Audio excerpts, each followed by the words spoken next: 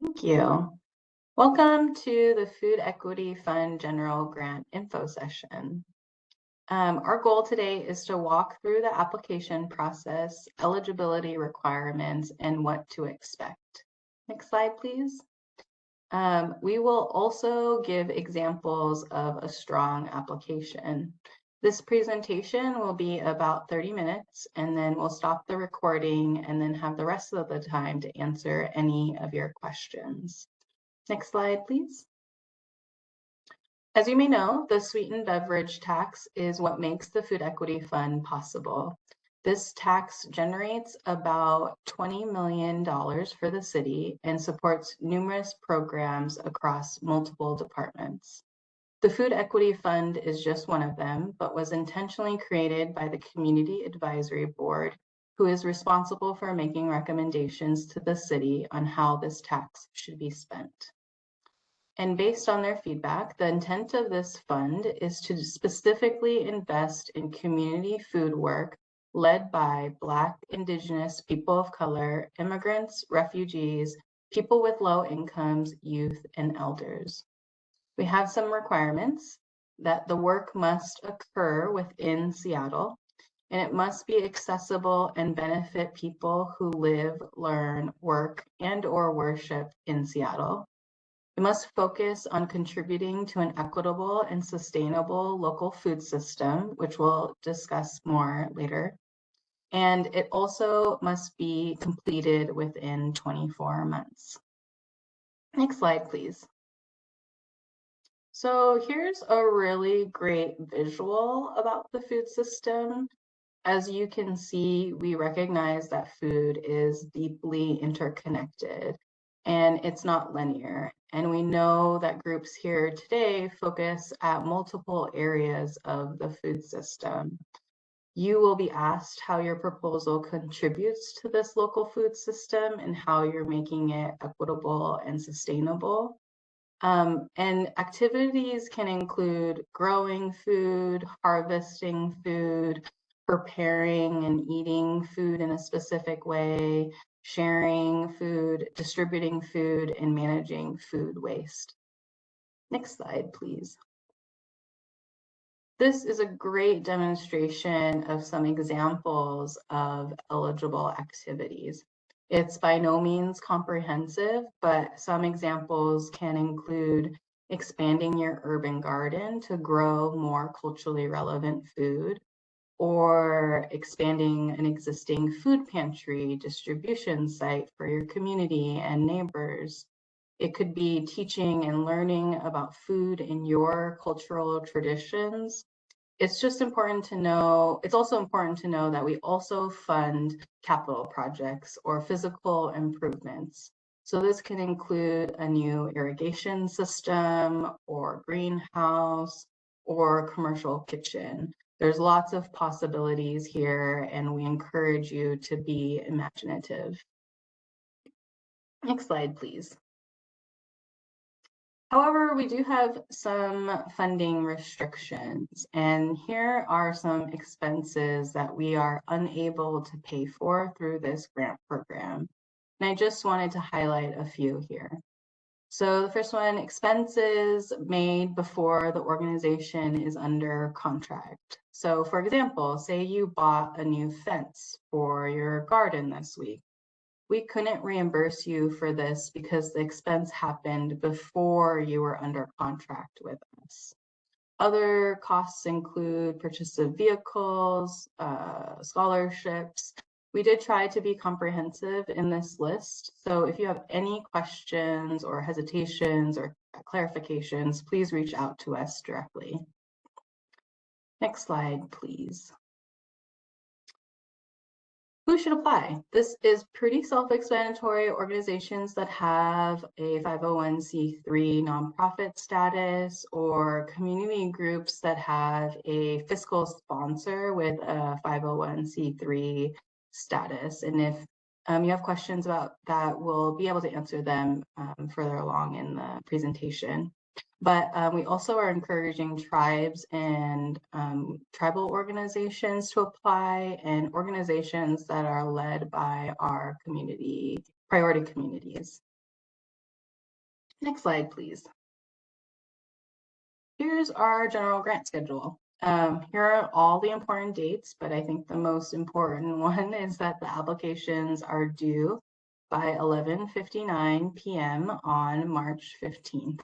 So we highly recommend that applicants do not wait until the last minute to apply, because in fairness to everyone, we will not be accepting late applications. And that includes applications submitted at 12:01 March 16th. So please take the time to apply and submit the application before this due date. After applications are turned in, we have a pretty extensive community review process. We'll have a community review panel made up of local leaders with specific expertise in racial justice and food justice. The application scoring guidelines will contain useful information on what exactly our reviewers will be looking for. We aim to have decisions to you by mid-June, but if for whatever reason we cannot meet that timeline, we will be sure to notify you via email. But we do our very best to get these decisions to you by mid-June. Now we'll dig into the specific components of the application, so I will pass it to my colleague, Zach. Thanks, Lisa, for kicking things off for us. In the next few slides, I'll be outlining the next four steps that you can take throughout the application process. Step one, oh, there you go. Sorry, next slide. Step one, please make sure to review our 2023 guidelines closely, as there have been some significant changes since our 2022 guidelines. If you're attending an info session, a project manager will follow up with you afterwards to see if you would like any additional application support.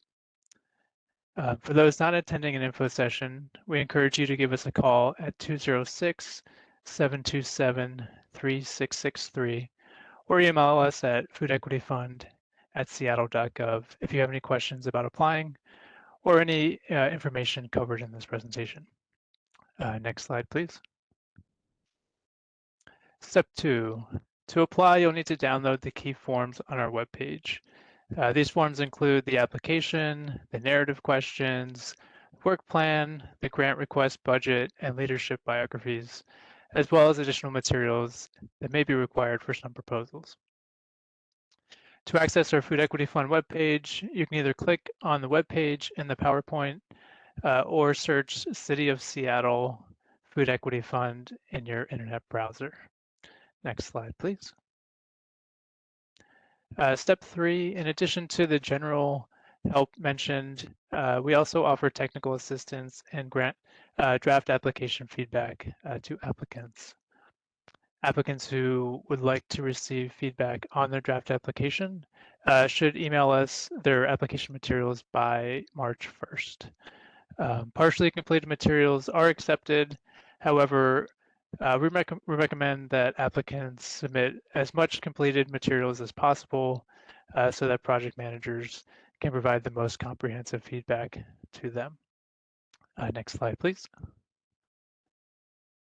So step four, to officially apply, applicants must email us at our foodequityfund@seattle.gov email address, and again, no later than 11:59 p.m. on Wednesday, March 15th. Next slide, please. So we want to encourage applicants to make good use of all the application support services that we offer. This is the first of our 3 info sessions. Our in-language support services are to ensure that applicants can receive application details in the language that they are most comfortable with. That's shared. We are currently only accepting applications in written English. However, if you would like one-on-one support in a language other than English, we can set up a virtual meeting with an interpreter free of cost. We are offering 3 office hour programs. Applicants can use the links on our webpage to drop into an informal kind of conversation for office hours to ask questions to project managers about their application, their proposal idea, or eligibility questions they have. Other services we want to highlight our ongoing one-on-one support, where applicants can ask us questions about property ownership, insurance requirements, or providing draft application feedback. Applicants can always reach out to set up an individual meeting virtually or on a phone call. And with advanced scheduling, project managers are available to meet outside of regular business hours and on weekends. To learn more about how to receive application support, please visit our webpage. Next slide, please. And I'll now pass it over to my colleague, Lorna. Thank you, Zach. So now let's get into the application and the narrative questions. For this part, I will be referencing the evaluation criteria located on pages 9 and 10 of the guidelines. It'll be in your chat right now and also be downloaded from the website. The community reviewer panel will use this in their evaluation of all eligible proposals.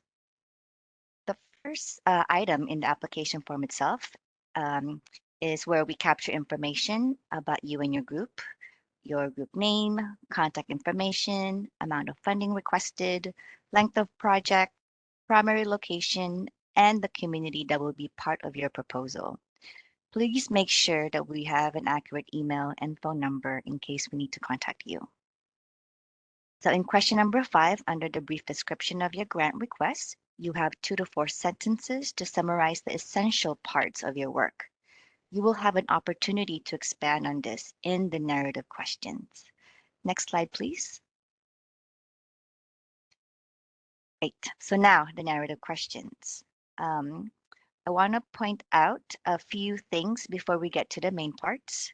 The narrative question is a separate attachment from the application form. We did include the question in the form to serve as reference. Also, you have up to 6 pages, and it is up to you which questions you need to expand on. There are no word counts. We do ask for you to use Times New Roman size 12 font. Being clear is more important than the length of your answers. So you can use bullet points or paragraphs to articulate what you are proposing to do. Next slide, please. The narrative questions are divided up into 3 parts: people, proposal, and impact.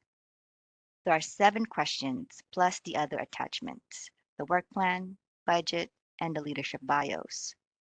All the different parts will be reviewed as a whole, and the information will need to complement each other. Next slide, please.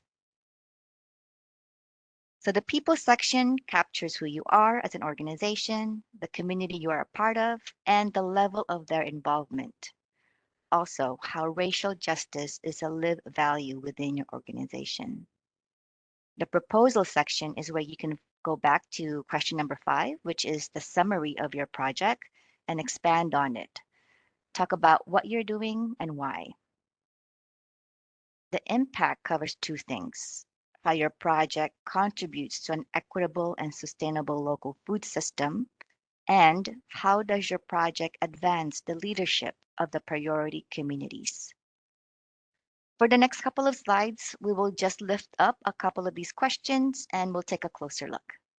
Next slide, please. Great. So here we have question number 4 under proposal. What is your vision for food in your community and why? Below is the criteria from page 10 of the guidelines, and it asks, does the applicant's vision of food clearly demonstrate an understanding of their community's needs and solutions? Is it culturally relevant? This is an opportunity for you to share with us the needs of the community, how you came to understand those needs, and what knowledge, community stories, or cultural traditions are part of both the needs and the solutions. So, for example, an applicant writes that their neighborhood does not have culturally relevant and fresh vegetables available to them. And by fresh, they mean nutrient dense and pesticide free. So, as a group, they decide that their vision for food is that they will grow it themselves in order to have a healthier community and to alleviate food insecurity. Next slide, please. Another example here is question number 6 on impact. How does your proposal contribute to a local food system that is equitable and sustainable? It's up to you to define what parts of the local food system you will be integrating in your proposal. It could be the growing, the harvesting, the sourcing of food, or it could be around the learning and organizing around food justice issues. Once you define that part of the food system that you'll be working on, give examples of any of your equitable and sustainable practices.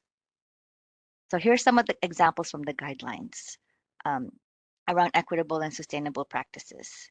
And it could be the increasing of access to culturally relevant foods, job training opportunities, improving soil health, or sourcing from local farmers. We know every community have various approaches and we aren't able to capture all of it. So it's up to you to share those with us. Next slide, please. Here are just a few considerations when you're working your narrative questions. I definitely use the evaluation criteria and guidelines on pages 9 and 10 as a reference to inform your answers. A panel of community reviewers will be reading your application, and you want to give them a clear sense of who you are and why you're doing this work. Make sure that the project description is aligned with the work plan, the budget, and the leadership and team members directly involved in your project, and that it all makes sense and it's doable. And lastly, some of the questions are designed to be open-ended so that groups can define for themselves what's important about their work in the local food system and why. Now I want to pass it over to Lisa. Thank you, Lorna. Next slide, please. So this is our work plan. You can find our work plan on our website. It is a separate attachment. Your work plan is a great opportunity for you to demonstrate to the community reviewers that you have a roadmap leading to the successful completion of your project. Think about it as the key steps that will help you carry out this work from beginning to end. The community reviewers will be looking to see if the activities and timeline in the work plan are realistic. We encourage you to include numerical targets or goals whenever is applicable. While our grant is for up to 24 months, please do not feel pressure to stretch your timeline to 24 months. It can be 12 months, it can be 18 months, whatever makes the most sense for your project. Your goal here is to make it easy for community reviewers to follow and understand how your plan to carry out your proposal from beginning to end and the time frame you have allotted for each activity is realistic. So here's an example of an activity. We're going to save, organize, and purchase seeds and plant for 8 new raised beds to prepare for the 2024 planting season. This will begin August of 2023 and go until March 2024. So it's very clear to us what is considered, what are the activities involved. Next slide, please. Here is our grant request budget. This is also a separate attachment. In this space, you should only include expenses that will be paid for by the Food Equity Fund grant. The maximum amount you can be awarded is $100,000. Therefore, this budget shouldn't exceed this amount. Community reviewers will be looking for the following. Is the budget feasible? Does it align with the attached work plan and narrative? If your budget doesn't capture the full picture of your proposal, or there are areas of your budget you would like to explain a little bit further, please use the budget narrative section. This is 1 to 2 paragraphs. It's completely optional, but maybe the Food Equity Fund is only funding a portion of your project and you want to explain further your other sources of funding, or that you may have a steady access to free donated food. This is where you will be able to explain that process. Quickly, I want to go through the 4 categories to the budget. You may or may not have expenditures in every category, which is perfectly fine. First is personnel. This is pretty self-explanatory. We know this work is people-powered. Please use this section if you plan to either pay existing staff or if you intend to hire additional staff. Professional services, please complete this section of the budget if you plan to hire independent contractors or consultants, basically anyone that is providing short-term services to the project itself. This is where you can also include your fiscal sponsorship fee, but other services like facilitators, educators, artists that can be included in this section. Supplies and materials, any products that you want to purchase will typically go into this section. Food, gardening tools, seeds, any food pantry items, the list goes on. You'll want to include it in this category. And lastly, construction and capital. You would only use this category if you are building something that's staying permanently. If that is the case, you are required to include a 15% contingency for all construction-related costs, including sales tax. So this allows for a cushion. As everyone knows, there are usually unanticipated costs during construction. So when you include this 15% contingency, you will have the resources to cover those unexpected costs. Now I will pass it to my colleague, Lynn. Thank you, Lisa. Next slide, please. Let's continue by discussing the leadership biographies. Don't let the term biography scare you. All we really want to know is a bit more about your organization and what skills, abilities, and interests they will bring to the project. To make things easier, I've used myself as an example here. Everything you see here is true. I intend to be the youth coordinator for the project. I do have 10 years of experience as a volunteer mentor with the Rainier Vista Boys and Girls Club.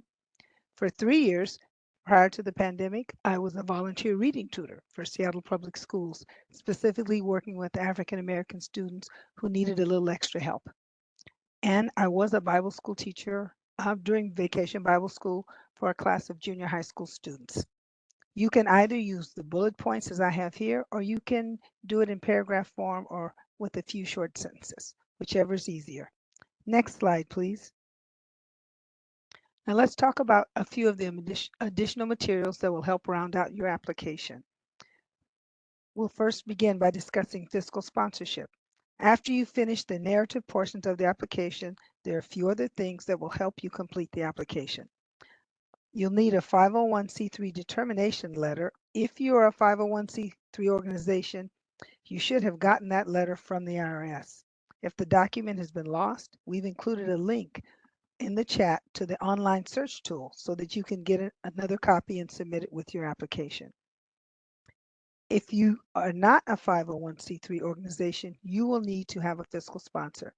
The fiscal sponsor plays a very important role. It's the 501c3 organization that assumes financial responsibility for the project.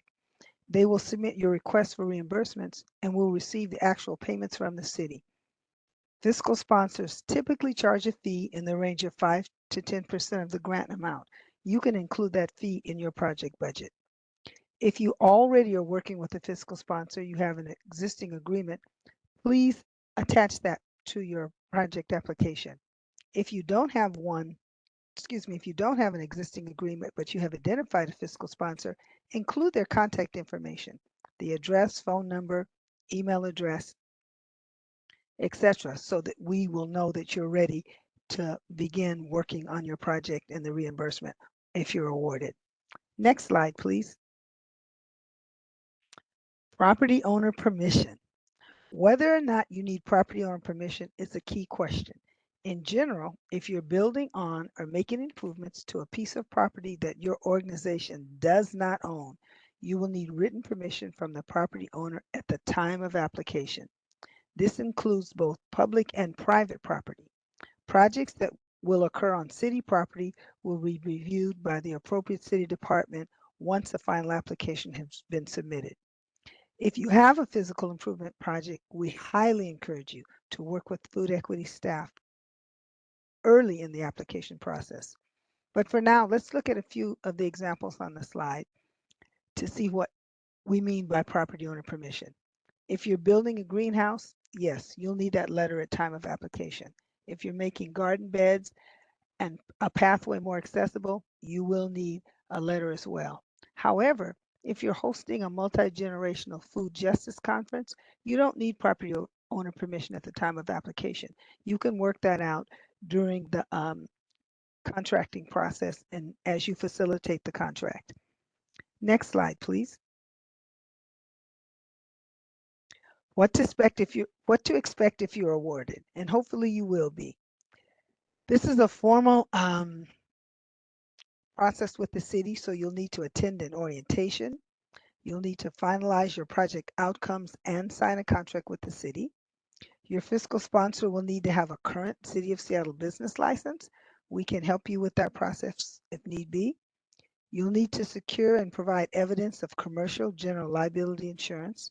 This is not event insurance that covers only a specific event, but it's insurance that needs to be in effect through the full length of the contract. And you'll need to add the City of Seattle as an additionally insured party. There will be a fee for this most likely, and you can also add that fee to your project budget if you need to. You may have to secure background checks for any volunteers or staff that are working with youth under 18 or vulnerable adults. If you have a physical project, you'll need to comply with federal ADA requirements. All design and/or capital projects must follow federal law to provide readily accessible facilities. If this requirement is applicable to you, especially if the improvement is on city property, we can refer you to the appropriate staff for guidance. Next slide, please. We're just showing you what a completed application will look like, the materials that are required, the application, the narrative questions, the work plan, your budget. We won't know how much money you need unless you tell us, the leadership biographies, and any of the additional documentations that I referred to earlier. Next slide, please. This is important information for any potential applicant. This is the food equity staff that will be working with you, myself, Lisa Omoto, who's not present today, but Lorna and Zach. That's our email addresses, our administrative assistant, Christina, and our program supervisor, who's part of this recording. You should expect to receive a follow-up phone call or email if you attended this workshop session, just so that we can be in touch with you to see what assistance we might offer you as you work toward submitting your application. Next slide, please. And this is what we look like. So you can put a name with a face. Next slide, please. Thank you for your attention. And now we will go to the question and answer portion of the workshop. Thank you, Ellen. Let's stop the recording and